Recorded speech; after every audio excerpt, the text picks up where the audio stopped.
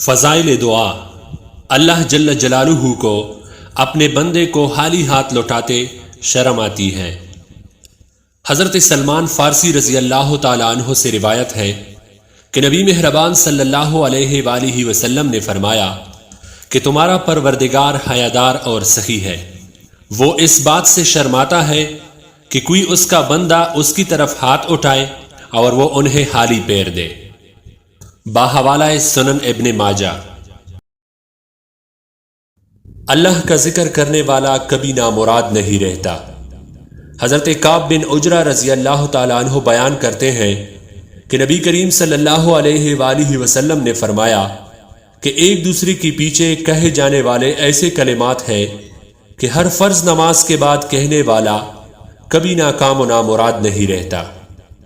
33 بار سبحان اللہ، 33 بار الحمدللہ اور 34 بار اللہ اکبر۔